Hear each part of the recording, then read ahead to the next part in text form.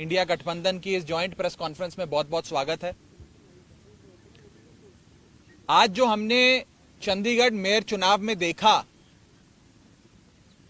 वो सिर्फ एक असंवैधानिक या गैर कानूनी चीज ही नहीं थी, बल्कि राष्ट्रद्रोह था, देशद्रोह था। आज जो हमने फर्जीवाड़ा, जो गैर कानूनी काम, जो इलीगैलिटी चंडीगढ़ मेयर चुनाव में देखी है, उसे सिर्फ और सिर्फ राष्ट्रद्रोह कहा जा सकता है। आप सभी ये बात जानते हैं कि मेयर के चुनाव में 20 वोट इंडिया गठबंधन के पास थे और मात्र 16 वोट भारतीय जनता पार्टी के पास थे। 15 और साथ में अगर मैं एक और अन्य वोट भी जोड़ दूं, जहां 20 वोट आम आदमी पार्टी और कांग्रेस पार्टी के इंडिया गठबंधन के पास थे, वहां गठबंधन का जीतना, इंडिया अलायंस का जीतना तय था। और अपनी हार को सामने देख बीजेपी ने षड्यंत्र रचे। सबसे पहले 18 जनवरी को होने वाले चुनाव में प्रिसाइडिंग अफसर, जो चुनाव कराता है अफसर, उसे बीमार करके अस्पताल में भर्ती करा दिया ताकि उस दिन चुनाव ना हो। फिर चुनाव की जब नई तारीख आई, जो हाईकोर्ट ने निर्धारित करी, उस बीच ऑपरेशन लोटस करके आम आदमी पार्टी की और कांग्रेस के पार्षदों को खरीदने की कोशिश करी गई। जब बीजेपी का ऑपरेशन लोटस भी फेल हो गया, तो बीजेपी ने आज आप सबकी आंखों के सामने और आप सबके कैमरों में कैद जो फर्जीवाड़ा किया है, पहले मैं सिलसिलेवार तरीके से आपको बताना चाहता हूं। बीजेपी ने अपने ही पार्टी के माइनॉरिटी विंग के ऑफिस बियरर को प्रिसाइडिंग अफसर बनाया। यानी कि जो शख्स घोषित भाजपा का सदस्य है, उनका ऑफिस बियरर है, पदाधिकारी है, उस माइनॉरिटी विंग के सेक्रेटरी को प्रिसाइडिंग अफसर बनाकर उसकी देखरेख में चुनाव कराने की घोषणा करी। चुनाव में जब वोटिंग समाप्त हुई और काउंटिंग की बारी आई, तो इस भाजपा के ऑफिस बियरर प्रिसाइडिंग अफसर ने किसी भी पार्टी के इलेक्शन एजेंट को आगे नहीं आने दिया। आप सब जानते हैं, आप सब चंडीगढ़ मेयर चुनाव देखते आए हैं, जब भी वोटों की गिनती होती है तो इलेक्शन एजेंट, तमाम पार्टियों के इलेक्शन एजेंट अपनी आंखों के सामने काउंटिंग टेबल पे खड़े होकर काउंटिंग करवाते हैं। लेकिन पहली बार इतिहास में देखा गया कि इलेक्शन एजेंट्स को दूर कर दिया गया, उन्हें टेबल के नजदीक नहीं आने दिया गया। और उसके बाद जो हुआ, आपने देखा कि कैसे भाजपा के इस पदाधिकारी ने, जो प्रिसाइडिंग अफसर था आज के चुनाव का, उसने अपने पेन से बैलेट पेपर पर इंक लगा लगाकर उस सारे बैलेट पेपर को इनवैलिड किया और फिर चुनावों की गिनती में, वोटिंग में, वोट काउंटिंग में उस एक एक बैलेट पेपर को इलीगल घोषित किया। पहली बार चंडीगढ़ मेयर चुनाव में कुल 36 वोटों में से 8 वोट इनवैलिड घोषित कर दिए गए। इतिहास में आज तक नहीं हुआ। आम आदमी पार्टी और कांग्रेस के गठबंधन को 20 वोट पड़ने थे, हमें 12 वोट पड़े और हमारे 8 वोट इनवैलिड घोषित कर दिए गए। और भाजपा का एक भी वोट इनवैलिड नहीं घोषित किया गया। भाजपा के और उनके कुल वोट 16 थे, उनको 16 वोट पड़े और आम आदमी पार्टी के 20 में से 8 वोटों को इनवैलिड यानी कि अवैध घोषित करके हमारे वोटों को घटाकर 12 कर दिया गया। साथियों, जब भी किसी भी वोट को अवैध घोषित किया जाता है या इनवैलिड करार दिया जाता है, तो उस वोट को दोनों पार्टियों के काउंटिंग एजेंट को दिखाया जाता है अवैध घोषित करने से पहले। यह डमी बैलेट पेपर है जो मैं आप सबके सामने लाया हूं। जब काउंटिंग के दौरान इस प्रकार के बैलेट पेपर को इल्लीगल घोषित किया जाता है तो प्रिसाइडिंग अफसर, अगर मान लीजिए मैं प्रिसाइडिंग अफसर हूं, तो मैं दोनों पार्टियों के इलेक्शन एजेंट को वो दिखाऊंगा बैलेट पेपर की, देख लीजिए यहां इनके निशान बाहर लगा हुआ है, ये इनवैलिड है, मैं इसे अवैध घोषित कर रहा हूं। ऐसे दोनों पार्टियों के इलेक्शन एजेंट को दिखाया जाता है और दिखाने के उपरांत उनकी सहमति से, और जो डीसी चुनाव हैं, जो डिप्टी कमिश्नर बैठे हैं, उनकी सहमति से इस वोट को अवैध घोषित किया जाता है। लेकिन आज यह नहीं हुआ। आज ना इलेक्शन एजेंट को दिखाया गया, ना डीसी को दिखाया गया, और बस एक एक कर आम आदमी पार्टी के वोटों को और कांग्रेस पार्टी के वोटों को अवैध घोषित कर दिया गया। यह दिखाता है कि भारतीय जनता पार्टी इतने छोटे से एक मेयर के चुनाव में, म्युनिसिपल कॉरपोरेशन के मेयर के चुनाव में, अगर इस प्रकार की गैर कानूनी असंवैधानिक घटनाएं को अंजाम दे सकती है, तो आप सोचिए कि लोकसभा चुनाव की हार देखते हुए ये लोग क्या करेंगे। क्या भाजपा इस देश को नॉर्थ कोरिया बनाना चाहती है कि इस देश में चुनाव ही ना हो, और चुनाव सिर्फ उसी स्थिति में हो जहां भारतीय जनता पार्टी पूरी मशीनरी को रिग कर पूरी चुनावी प्रोसेस को विशिएट कर चुनाव जीत सके। साथियों, मैं अनिल मसीह, जो भारतीय जनता पार्टी के माइनॉरिटी विंग के पदाधिकारी हैं और आज के प्रिसाइडिंग अफसर हैं, उनके खिलाफ कार्रवाई की मांग करता हूं। आपराधिक मामला दर्ज होना चाहिए और उनकी गिरफ्तारी होनी चाहिए। ऐसे लोग और ऐसी पार्टियां जो हमारे देश की लोकतंत्र की सरेआम हत्या कर रहे हैं, उन लोगों को बाहर रहने की कोई आवश्यकता नहीं है। उन लोगों की सही जगह जेल है, उन लोगों को जेल होनी चाहिए। और मैं एक और आपको फैक्ट बताना चाहता हूं। जब भी काउंटिंग के दौरान कोई भी इलेक्शन एजेंट पार्टी का ऑब्जेक्शन रेस करता है, तो उस ऑब्जेक्शन को डिप्टी कमिश्नर और वहां पर बैठे जो इलेक्शन ऑफिसर्स होते हैं उनसे सलाह मशवरा करके उसका हल किया जाता है। आज पूरे सदन में हंगामा चल रहा था, लोग आपत्ति दर्ज कर रहे थे, प्रिसाइडिंग अफसर के कंडक्ट पे सवाल खड़े कर रहे थे, लेकिन प्रिसाइडिंग अफसर इलेक्शन कराते रहे, काउंटिंग करते रहे, और जैसे ही बीजेपी के कैंडिडेट को उन्होंने घोषित किया बतौर विजेता, उसके बाद जितने भी बैलेट पेपर थे काउंटिंग के, उन्हें जल्द से जल्द हटाकर एक कमरे में लॉक कर दिया गया। न जाने उन बैलेट पेपर्स के साथ इन लोगों ने आगे क्या किया होगा। बैलेट पेपर तक किसी पार्टी के, किसी प्रत्याशी को, किसी काउंसलर को नहीं दिखाया गया। बैलेट पेपर तक गायब कर दिया गया है। यह आज सरेआम देश का एक महत्वपूर्ण शहर चंडीगढ़ में आप सबकी आंखों के सामने घटा है। मैं बस इतना ही कह सकता हूं कि भारतीय जनता पार्टी इंडिया गठबंधन से इतना घबरा गई है, इतना डर गई है कि अब वो इस प्रकार की असंवैधानिक घटनाएं, गैर कानूनी घटनाओं को अंजाम दे रही है।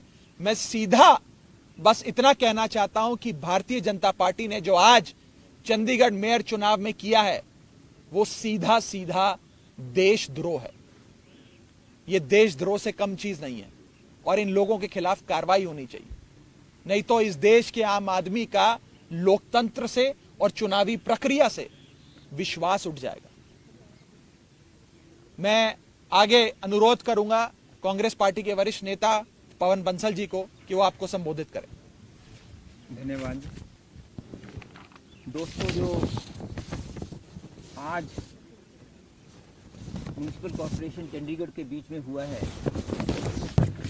ऐसा जंगल राज का नाच कभी कहीं नहीं देखने को मिला होगा। आदमी कल्पना भी नहीं कर सकता था कि इस हद तक भारतीय जनता पार्टी बुखलाकर अपनी हार अपने सामने देखती हुई इस हद तक पहुंच जाएंगे।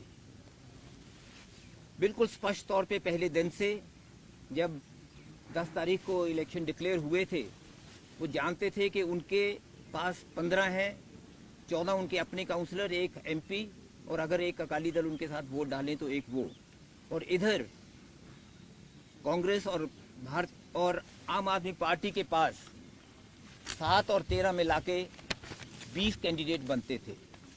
आपस में हमारा फैसला हुआ था कि जैसे पहले by default Bharatiya Janata party को जीतने दिया, हम लोगों ने गैर हाजिर रहकर, इस बार ऐसा नहीं करेंगे, क्योंकि इससे पहले जैसे आप जानते हैं दिल्ली में पार्टीज का एक गठबंधन Indian national democratic inclusive alliance के नाम पर गठित हुआ था।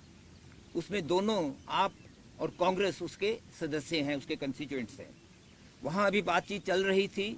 इसमें इतनी बीच में ये इलेक्शन आए जिसका फैसला एकदम करना था, तो यहाँ हमें उसी माहौल को बनाने के लिए जिसमें वहाँ था कि एज फार एज पॉसिबल आपस में अलायंसेस होते रहेंगी, उसके लिए यहाँ हमने ये फैसला किया हम इकट्ठे मिलकर ये चुनाव लड़ेंगे। बीजेपी को हराने के लिए, बीजेपी को ही सिर्फ हराने के लिए नहीं, सही मायने में लोकतंत्र को फिर पुनर्जीवित करने के लिए, लोकतंत्र की भावनाओं को फिर आगे लाने के लिए, और जो लोकतंत्र के साथ उसका गला घोंटा जा रहा था उसको रोकते हुए, और फिर लोकतंत्र जिस हिसाब से हमारे स्वतंत्रता से संग्रामियों ने उन्होंने जैसे लड़ा था, जिस कल्पना के साथ, जिस विचार के साथ, जिस आइडिया ऑफ इंडिया, हिंदुस्तान की सोच को आगे बढ़ाने के लिए उसको ये खत्म किए जा रहे थे, समदर कर दिया था उसको, बिल्कुल गला घोंट रहे थे उसको बचाने के लिए इकट्ठे हुए हैं। ये लोकतंत्र को बचाने के लिए ये ऐसा गठबंधन बना है। उसकी शुरुआत आप जानते हैं सब चंडीगढ़ से यहाँ होनी थी और हो रही थी। पिछले दिनों में पहले तो आप जानते हैं कि 18 तारीख को क्या हुआ। 18 तक भी लगातार ये लगे रहे हर प्रयास करने, हमारे काउंसलर्स को और आप पार्टी के काउंसलर्स को, दोनों को अलग अलग तरह से कुछ भी कोशिश हो जो सब उन्होंने की। यहाँ तक भी ज़रूरत की हमारे और लोगों से भी बात करने की कि वो कुछ कर पाएँ, और सब तरह के उन्होंने प्रलोभन दिए। लेकिन जब उन्होंने देखा कुछ नहीं हो रहा, तो 18 तारीख को जब वहाँ पहुँचे, मौके पे वहाँ जाके पता लगा कि नॉमिनेशन पेपर्स जो पोल उस दिन होना था उसको डिफर करके इनडेफिनेट अभी तारीख नहीं दी थी। क्यों? क्योंकि श्री अनिल मसीह इनके जो अपने नॉमिनेटेड काउंसलर हैं, शायद आज तक उनका नाम नहीं पहले आपने सुना होगा, 18 से पहले उनको इन्होंने नॉमिनेट किया था एज प्रिजाइडिंग ऑफिसर। उनको बीमार कर दिया क्योंकि बहुत आसान था उनको हिदायत देनी, और अस्पताल में वो चले गए। वहाँ दो बातों के बीच में बहुत बड़ी कॉन्ट्रडिक्शन थी। ये बातें ज़रूरी हैं ये बताने के लिए कि ये एक इंट्रीग, एक साजिश के तहत सब हो रहा था। उस वक्त उन्होंने तो अपनी स्टेटमेंट में प्रेस को कहा कि मैं काफ़ी समय से मेरी बैक पेन है, लेकिन डिप्टी कमिश्नर ने कहा कि मेरे पास समय नहीं था कोई और किसी काउंसलर को नॉमिनेट करने के लिए, जो मौके पे भी एकदम हो सकता है। अगर मीटिंग में सभी सदस्य इकट्ठे भी हो जाएं, अगर वहाँ प्रिजाइडिंग ऑफिसर नहीं पहुँचे, उनमें से एक को भी किसी को उठा के वहाँ बैठा दिया जाता है कि ये प्रिजाइड ओवर करेंगे। लेकिन उन्होंने ऐसा नहीं किया। जब अपने उन्होंने एक्शन में एक कमी देखी तो लॉ एंड ऑर्डर का सिचुएशन उन्होंने खड़ा कर दिया। लोग इनके पहुंचे हुए थे 16 तारीख को दफ्तर में हल्ला करने के लिए, लेकिन उसका फायदा उठाते हुए इन्होंने इलेक्शन 6 फरवरी के लिए डिक्लेयर कर दिए। बेबस होके हम लोगों को हाई कोर्ट में जाना पड़ा, और हाई कोर्ट ने जो फटकार उनको दी आप वो सब जानते हैं, आपने सब देखा है। और उसके हाई कोर्ट के हिदायत पर ये आज हुआ कि आज इलेक्शन 30 तारीख को तय हुए। हाई कोर्ट ने ये ज़रूर कहा था कि जो काउंसलर्स हैं उनके साथ उनके समर्थक कोई ना आए, लेकिन हाई कोर्ट ने ये नहीं कहा था कि वहाँ मीडिया भी नहीं पहुँचे। इन्होंने ये पहली बार, और चीज़ों के साथ साथ एक पहली बार ये किया कि मीडिया को भी वहाँ आने नहीं दिया, मीडिया बाहर रहे। और उन्होंने, जो मैं फिर कह रहा हूँ कि वो कल्पना भी नहीं हो सकती थी। हमें ख्याल आता था दिमाग में भी ऐसी क्या चीज़ है कि जब इनके तावड़े जी यहाँ आए वो कह रहे थे कि हम जीतेंगे, हर हालत में जीतेंगे, आप आश्वस्त रहिए कि हम जीतेंगे। अपने काउंसलर्स को कह रहे थे भी क्या ऐसी चीज़ है जिससे वो करेंगे। सब प्रयास उनके विफल रहे। तो उन्होंने आज जब चुनाव शुरू हुए उस वक़्त, अगर आप एक पता नहीं शायद गलती उनसे हो गई, जिसने वो की होगी उसको भी सज़ा देंगे ये लोग, वो सारे का सारा इन्होंने लाइव स्क्रीन पे दिखाना शुरू कर दिया।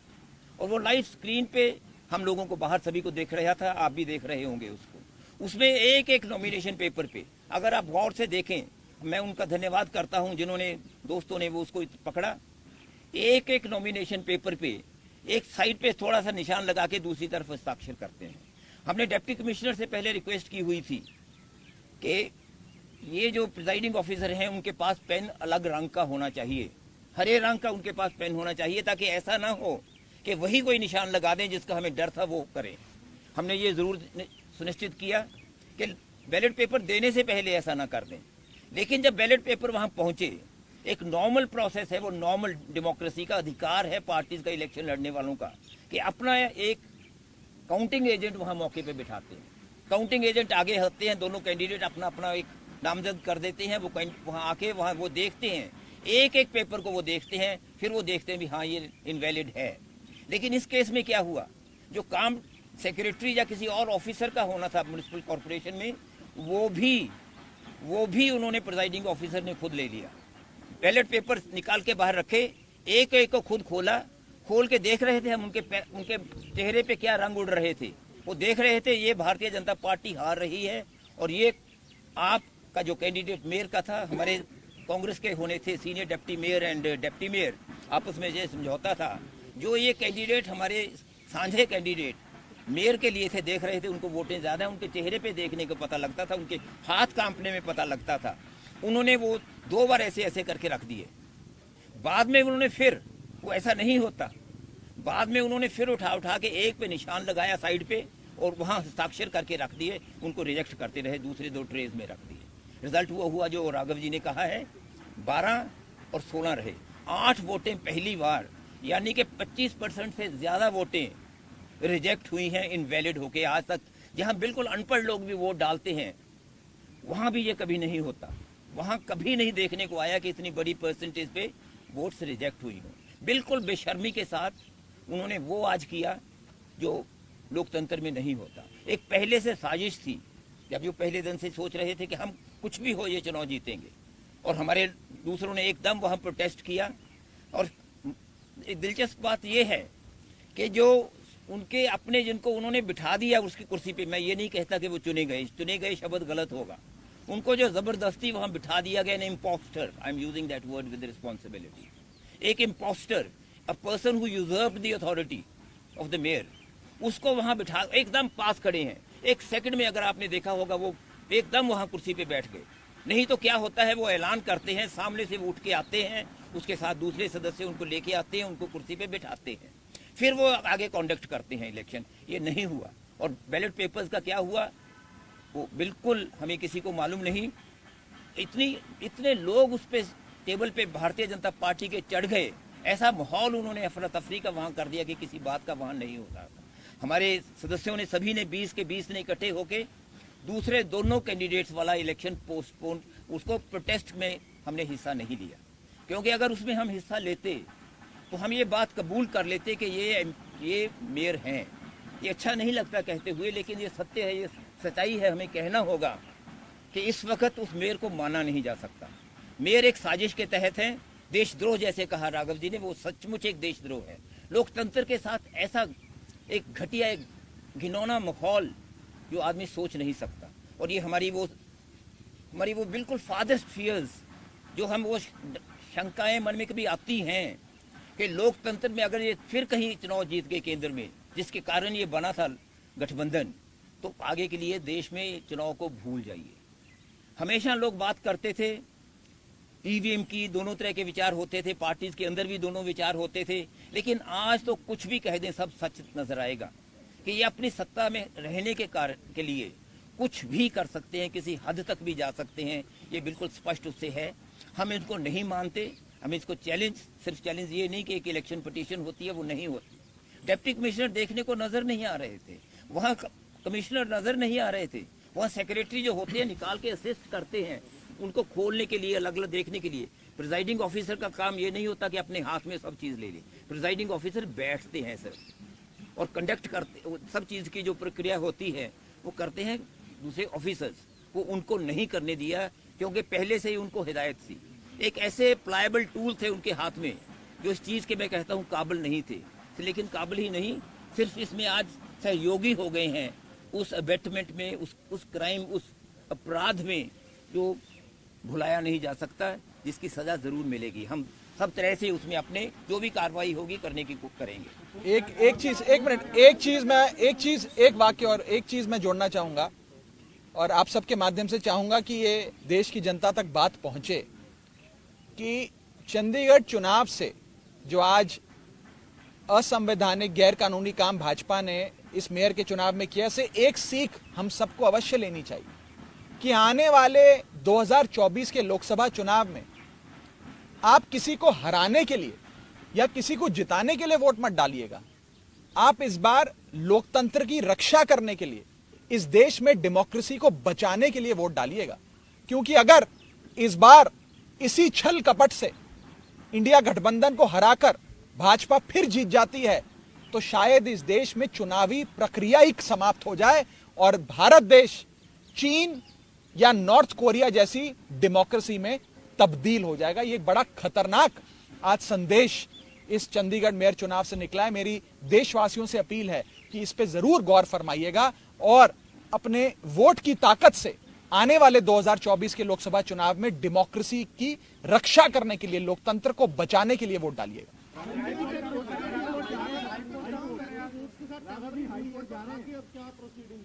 देखिए, अभी हम अपने कांग्रेस पार्टी, आम आदमी पार्टी मिलकर बैठेगी।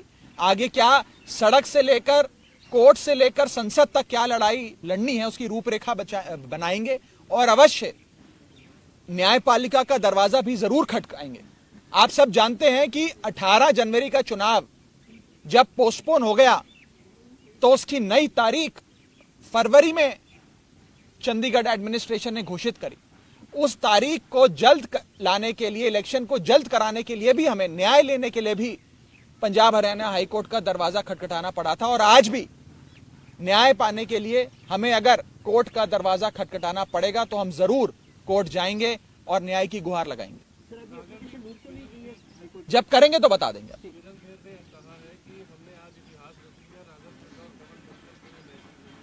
इतिहास तो रच दिया, मैं तो सहमत हूं। आज जो सांसद चंडीगढ़ से जो है किरण खेर जी, उन्होंने कहा कि हमने इतिहास रच दिया और ये राघव चड्ढा और पवन बंसल के लिए संदेश है। मैं और बंसल साहब दोनों हाथ जोड़कर कबूलते हैं, आप लोगों ने तो इतिहास रच दिया, लेकिन इतिहास राष्ट्रद्रोह करने में रचा है। आपने इतिहास असंवैधानिक गैर कानूनी काम करने में रचा है और आपने इतिहास लोकतंत्र की हत्या करने में रचा है। ऐसा इतिहास रचना आपको और आपकी पार्टी को मुबारक। हमारी पार्टी अवश्य लोकतंत्र को जीवित रखने के लिए, उसे बचाने के लिए लड़ाई लड़ती रहेगी। ये सत्ता की बात नहीं है, इसमें यह नहीं कि मेयर आज इस पार्टी का है कि उस पार्टी का है, हम सत्ता में आ गए, वो सत्ता में आ गए। ये लड़ाई अब उससे कहीं बड़ी है, ये लोकतंत्र को बचाने की लड़ाई है। अगर आप खुद सोचिए कि एक मेयर जैसे छोटे से चुनाव में अगर बीजेपी ये हरकत कर सकती है तो 2024 के चुनाव में अपनी आंखों के सामने हार देख बीजेपी क्या क्या गैर कानूनी काम करेगी, आप इसका अंदाजा भी नहीं लगा सकते। आप कह रहे हैं कि आगे लोकसभा में ऐसा हो सकता है, तो आपकी क्या प्रिपरेशंस हैं? आप कैसे भाई हमें जैसे इलेक्शन भी ऐसा लग रहा था कि मेयर की इलेक्शन ही लोकसभा की इलेक्शन नहीं, आज नहीं कहा जा सकता भी आगे को क्या करेंगे। आज तो पहला दिन है। आज तो मेयर के अभी हमारे काउंसलर्स वहाँ धरने पे बैठे हैं, अभी तो धरने पे वहाँ बैठे हैं। हम देखेंगे उनका क्या रवैया रह रहा है। आगे हम क्या करेंगे 2024 का, वो इलेक्शन लोकसभा का, वो इस वक्त नहीं कहा जा सकता।